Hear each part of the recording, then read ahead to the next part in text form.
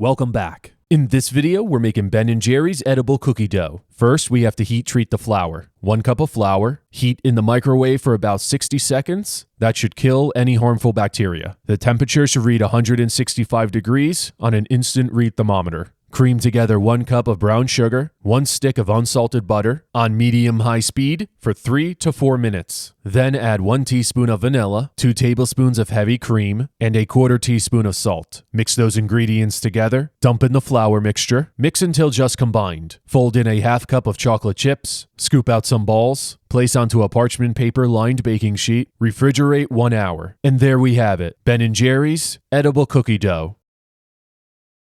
That's it for today, guys. Drop a like and a comment below. Subscribe if you're new. I'll see you next time.